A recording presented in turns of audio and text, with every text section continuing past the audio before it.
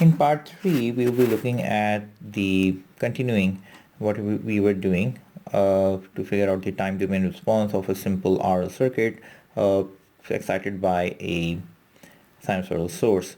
But we saw that the analysis and the solution was rather cumbersome, and let's see if there's an easier way to solve these equations, because we have integral differential equations whenever we have a sinusoidal forcing functions.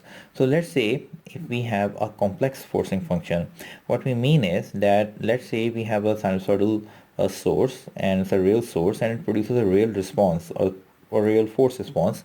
What we mean by force response or steady state is that the forcing function or the source and the response, they reflect the same nature. Okay, so if we have a sinusoidal forcing function, the response is going to be in sinusoidal nature. And let's say if we have an imaginary source, I mean, how we make an imaginary source, we just multiply by j, and that means it's actually behind the scene that is 90 degrees out of phase. So let's say it's a j times this source, so the response will also be imaginary. So we know that if we have a complex forcing function such as Vm cos omega t plus j Vm sin omega t, that means it's a complex forcing function. Means we have a complex source which has two components, a real component and an imaginary component. It will produce the form of this thing. I mean, the real component of the source will produce the real response of the real unknown current, and the imaginary part of the forcing function of the source will produce the imaginary part of the response or the unknown current. Because we know that by the principle of superposition or linearity, that if you have, instead of one source, you have two sources. The Since we are talking about these linear time invariant circuits here in BEE, therefore if we have two sources, each source will contribute its own share to the unknown current. And this principle of superposition also applies if we have a complex forcing function or complex source that will produce a complex response, a real part and an imaginary part.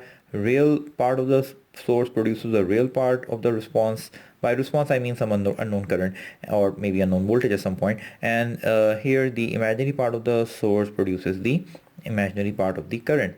So we know that Euler's identity Euler's identity relates this cosine and j sine with e to the power j theta. So I can, instead of writing e to the power j theta, we can write e to the power j omega t equals to cos omega t plus j sine omega t. So whatever here is written with right next to theta, we can replace with omega t, and it becomes cos omega t plus j sine omega t. Now here what we can do is that we can use this algebraic alternative to the differential equation. I mean, this is, I'm going to go through this really quickly. So we can just write this thing as Vm cos omega t is the real part of the Euler's identity, okay, and that is actually the real part of Vm e to the power j omega t. The complex source can be written as Vm e to the power j omega t, and the complex response is e to the power Im e to the power j omega t plus some phase shift if there is any. And we know that there will be a phase shift because the inductor has the di over dt part. So if I have a cosine, so obviously if we take the differential of cosine, that will be minus sine, and it will have some phase shift. That current will lag the voltage applied here because we have an inductive circuit, and I'm going to explain that in some future video.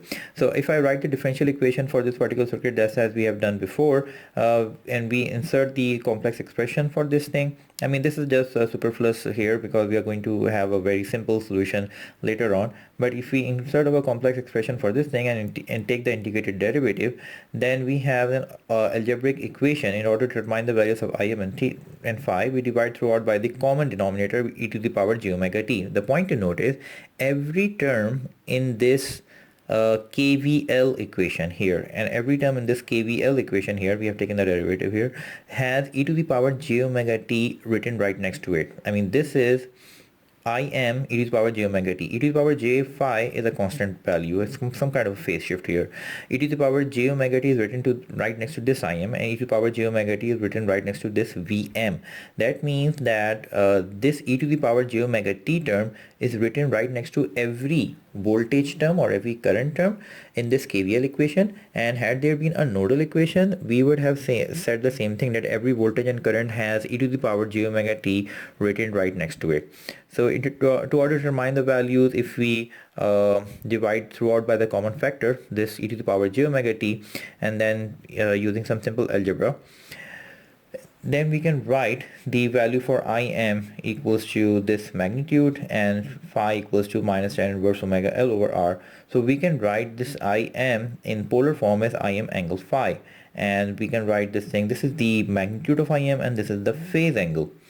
Here if we just convert it back into time domain, we can write this equation just as we have driven before. I mean, this is the behind the scenes story of how phasor analysis work. In part 4 we are going to take a look at what this phasor is.